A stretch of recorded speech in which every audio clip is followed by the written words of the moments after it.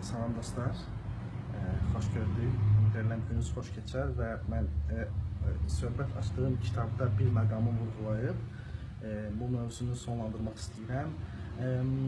Çünki o barədə yazılmış o hissəni çox sevirəm.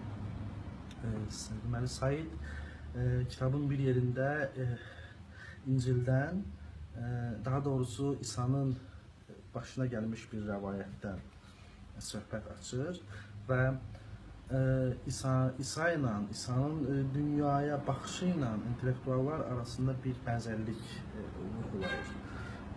Yəni o rəvayətdə deməli döyülmüş, incidilmiş, qantar içində olan İsa'ya Ponti Pilat sual verir ki, yəni budurmu hakimiyyət? Budurmu hökmdar? Hökmdar beləmi olar? İsa isə cavabında deyir ki, mənim hökmdarlığım bu dünyaya ait deyil.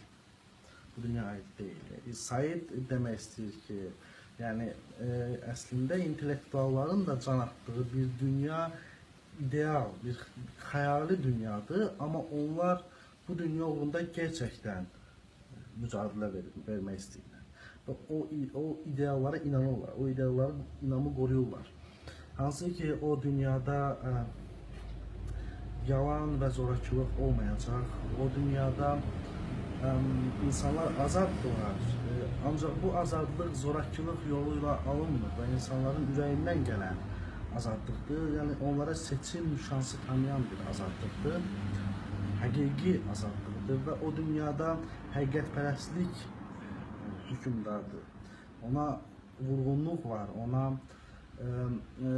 vəfa var, həqiqətpərəstliyə sevgi var. Yəni ki, bu mənada İsa'nın həsrətində olduğu dünya və intellektualın can atmaq istədiyi dünya oxşardır.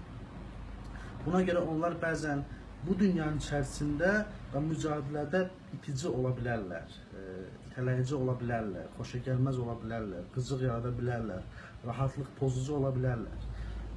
Çünki tamam yeni bir səviyyə, daha yeni bir mərhələ istəyirlər o yaşamda. Mənəvi baxımdan daha zəngin və dolğun bir yaşam istəyirlər. Buna can atırlar və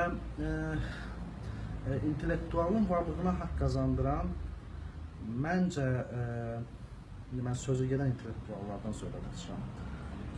Onların səmimi olması və bunu ürəkdən istəməsi, instinktiv istəməsidir bu mücadiləni. Və ikinci məsələ görünür, evolüsiya boyunca bu zaman üzə çıxan genlər var. Necə ki, məsələn, keçmişdə bu Sakrat idi, bu orta əsrlərdə məsəl üçün bu Boetsi oldu, Giordano Bruno oldu intibah dövründən, ondan sonraki dövrlərdə məsələn Voltaire oldu, ensiklopedistlər oldular və yaxud yeni dövrlərdə, modernizm zamanında məsələn çox böyük Avropanın vicdanı adlanacaq məsələn Tolstoy oldu və 20-ci əsrdə bu Einstein idi, bu Russell idi, bu Edward Said idi. Modern dövrdə də var, amma çox da üzə çıxarılmasalar da və çünki bu da başqa bir mövzudur məncə. Yəni görünür bu gen özünü qoruyur və gələcəyə ötürür və inanmaq istəyir ki, insan nə zamansa bu tip insanlar yenə də ortaya çıxa bilər və mücadilə verə bilər və mənəvi həyata, mənəvi mübarizəyə bir inam yarada bilərlər. Belə. Çox sağ olun və onların hakimiyyəti bu dünyaya aid deyil. Fərqli bir psixika, fərqli bir istək, fərqli arzudur. Sözü gedən intellektualların mübarizəsi. Sağ olun.